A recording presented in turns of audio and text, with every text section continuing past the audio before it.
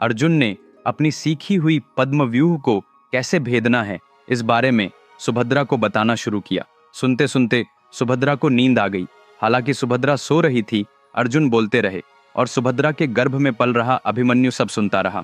कुछ देर बाद जब अर्जुन ने पद्म व्यूह के अंदर कैसे प्रवेश करना है यह बताना पूरा किया, तो उन्होंने देखा कि सुभद्रा सो चुकी है। इसलिए उन्होंने पद्म व्यूह से बाहर कैसे निकलना है बताना वहीं रोक दिया। यही बात आगे चलकर अभिमन्यु के भाग्य को बदल देने वाली साबित हुई। कुछ समय बाद अभिमन्यु का जन्म हुआ। इंद्रप्रस्थ में सभी रोज ही उत्सव सा मना रहे थे। अभिमन्यु जन्म ले चुका है और सभी बहुत प्रसन्न हैं। यह खबर हस्तिनापुर पहुंच गई। शकुनी को यह सुनकर बहुत जल्दी ही दुर्योधन के उस कक्ष के बाहर पहुंचना पड़ा, जिसमें दुर्योधन 1 साल से भी ज्यादा समय से बंद था। न वह बाहर निकलता था, न किसी से बात करता था, न किसी की सुनता था। लेकिन उस दिन शकुनी ने दरवाजे के बाहर से ही आवाज लगाई, दुर्योधन, तुम्हें आज मेरी बात जरूर सुननी होगी। इतने दिनों से तुम इस कक्ष में बंद हो, प्रतिदिन मेंटल टॉर्चर झेल रहे हो, पर जिन्हें तुम नष्ट करना चाहते हो वे पांडव तो प्रतिदिन उत्सव मना रहे हैं। सच कहूं तो तुम वाकई मूर्ख हो। तुम्हारे भीतर जरा भी विवेक नहीं है। तुम हर बार या तो युद्ध करने या विष देने जैसी बातें सोचते हो और हर बार हारते हो। इस बार मेरी सलाह मानो, बिना युद्ध किए, बिना एक बूंद रक्त बहाए पांडव खुद ही सब कुछ तुम्हारे हाथ में सौंपकर अपना राज्य छोड़ दें, जंगलों में भटकें और फिर कभी तुम्हारी आंखों के सामने न पड़ें। ऐसी एक योजना मेरे पास है। अगर तुम्हें मुझ पर भरोसा है और सचमुच अपनी आंखों से उनका नाश देखना चाहते हो तो बाहर आओ। अगले ही पल उस कक्ष के द्वार खुल गए। 1 साल से बिना स्नान और सफाई के बड़ी हुई दाढ़ी मूंछों के साथ दुर्योधन एक अघोरी जैसा दिख रहा था। वह फौरन दाढ़ी मुंह साफ करवा कर, स्नान करके, रेशमी वस्त्र पहनकर, आभूषण धारण करके अपने सिंहासन पर बैठ गया और बोला, मामा श्री, अपनी योजना बताइए। तब शकुनी बोला, दुर्योधन, हम सबके जीवन को बदलने वाली यही पांसें हैं। ये मेरे पिता की हड्डियों से बनाए गए हैं, जिनमें उनकी आत्मा वास करती है। मैं मन में जिस भी संख्या की इच्छा करूं, पासों में वही संख्या आती है। तुम पांडवों को चौसर के लिए यहाँ बुलाओ, उनका सर्वनाश मैं तुम्हें उपहार में दूंगा। उसी समय विदुर के माध्यम से धर्मराज युधिष्ठिर को चौसर का निमंत्रण भेजा गया। अर्जुन, भीम, नकुल और सहदेव सभी ने युधिष्ठिर से कहा, भैया मत जाओ, आने का वादा मत करना। पर युधिष्ठिर ने कहा, दुर्योधन ने हमें युद्ध के लिए नहीं, बस एक खेल के लिए बुलाया है। अगर हम घमंड में कोई जवाब देंगे तो नई समस्याएं खड़ी हो सकती हैं। चलो मजे मजे में एक बार खेलकर आ जाते हैं। इस तरह भाइयों को समझा बुझाकर वे हस्तिनापुर को रवाना हुए। हस्तिनापुर में दुर्योधन ने सिर्फ इस चौसर के लिए एक विशाल सभा का आयोजन किया। उस सभा को देखकर स्वयं पांडव भी चकित थे। हालांकि यह केवल एक खेल था, फिर भी दोनों पक्ष, कौरव और पांडव, आमने सामने थे, इसलिए माहौल किसी युद्ध सा प्रतीत हो रहा था। हजारों की भीड़ उस खेल को देखने उमड़ पड़ी। सभा के बीचों बीच आमने सामने कौरव और पांडव बैठे थे। जनता उत्सुकता से देख रही थी कि खेल कब शुरू होगा। तभी दुर्योधन ने कहा, मेरी जगह हमारे मामा शकुनी खेलेंगे। धर्मराज ने इस पर असहमति जताई। मैं खेलने आया हूं तुमसे, उनसे कैसे खेलूं? दुर्योधन व्यंग्य करता हुआ बोला, शकुनी मेरे मामा हैं, हमारा तो एक ही खून है।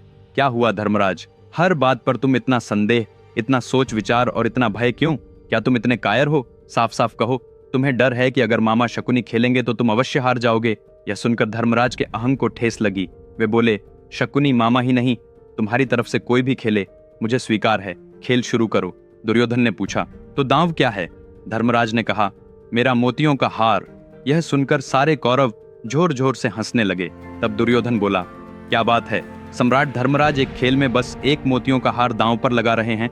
मैं तो अपने राज्य के सभी मोतियों को दांव पर लगाता हूँ। धर्मराज ने भी कहा, मैं अपने राज्य के सभी मोतियों को दांव पर लगाता हूँ। शकुनी ने पासा फेंका। धर्मराज हार गए। फिर दुर्योधन बोला, अगला दांव है हमारे राज्य का पूरा खजाना। धर्मराज ने भी वही दांव स्वीकार कर दिया और फिर हार गए। दोस्तों, अभी एक बेहद दिलचस्प कहानी पढ़ी। क्या आप यकीन करेंगे कि यह एक आदमी की जिंदगी बदल देगी? क्या आप मानते हैं कि अपने बच्चों को वह कहानी पढ़कर ही वे जीवन के लिए आवश्यक मूल्य सीख जाएंगे? क्या आप मानते हैं कि जीवन में जो भी समस्या आ रही है या आ रही है, उसका समाधान सिर्फ एक कहानी पढ़ने से है? हाँ, यह संभव है, केवल मानव जाति के इतिहास में अब तक बताए गए सबसे महान महाकाव्य के साथ। यह महाभारत है। यह कहानी किसी सुपरहिट फिल्म से 100 गुना बेहतर है। यह एक चुनौती है। विक्रमादित्य के शब्दों में लिखी गई महाभारत की पूरी कहानी अमेज़न और 44 ऑनलाइन स्टोर्स पर पुस्तक और ई बुक दोनों रूपों में उपलब्ध है। यह किताब दुनिया भर में 54 भाषाओं में उपलब्ध है। इस वीडियो के नीचे डिस्क्रिप्शन में लिंक दिए गए हैं, तुरंत ऑर्डर करें, क्योंकि यह सिर्फ एक किताब नहीं है, यह वह पुस्तकालय है जिसकी आपको अपने जीवन के लिए आवश्यकता है। इसके बाद घोड़े, रथ, सैनिक, हाथी, अपनी समूची संपत्ति और सारा राज्य, यह सब युधिष्ठिर ने दांव पर लगा दिया। धर्मराज हर दांव हारते गए। शकुनी मन में जो भी संख्या चाहता था, पासे में वही संख्या आती थी। सारे कौरव तालियां पीटकर, व्यंग्यपूर्ण हंसी हंसकर, पांडवों की ओर उंगली उठाकर राक्षसी आनंद में डूबे थे। उनकी हंसी पूरी सभा में गूंज रही थी। धर्मराज से यह हार बर्दाश्त नहीं हुई।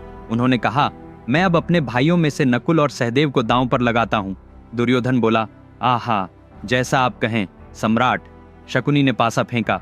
धर्मराज फिर हार गए। भीम और अर्जुन के बाद अंत में धर्मराज ने खुद को भी दांव पर लगा दिया और फिर हार गए। इस तरह पांडव कौरवों के दास बन गए। दुर्योधन चिल्लाया, आज से पांडव मेरे दास हैं, मगर दास होकर ये रेशमी वस्त्र और आभूषण क्यों? इन सबको उतार कर अलग रखो। पांडवों के वस्त्र और आभूषण उतरवा दिए गए।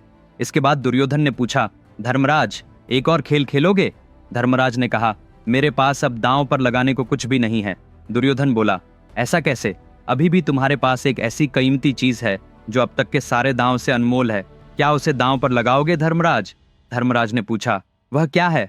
दुर्योधन ने जवाब दिया, वो मृगनयनी द्रौपदी।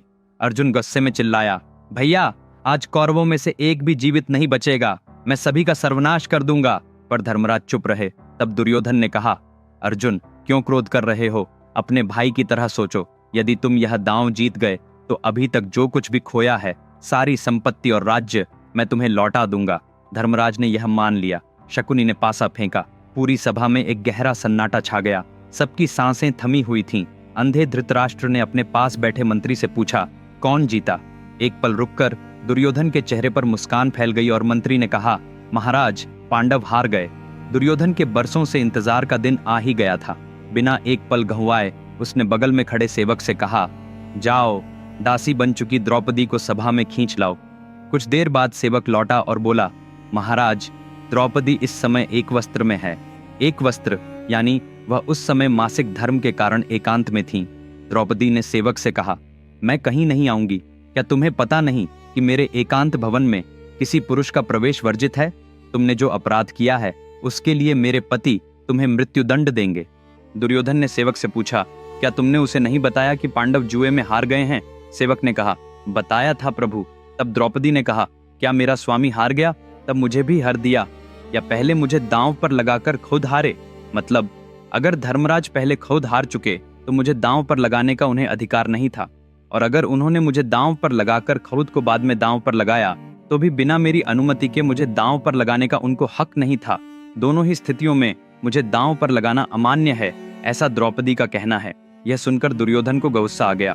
उसने कहा, तुम क्या बकवास कर रहे हो? अरे दुशासन, जाओ और उस पांचाल राजकुमारी को घसीटकर यहाँ ले आओ। दोस्तों, अगले एपिसोड में कंटेंट एक अलग लेवल का होगा, इसे मत चूकिए। चलो, अगले शनिवार उसी समय फिर मिलते हैं। मेरी महाभारत पुस्तक अभी ऑर्डर करें। इस वीडियो के नीचे विवरण में लिंक दिए गए हैं। इसके अलावा अगर आपने अभी तक मेरे चैनल को सब्सक्राइब नहीं किया है तो तुरंत सब्सक्राइब करें। तब तक अपना ख्याल रखें। अलविदा।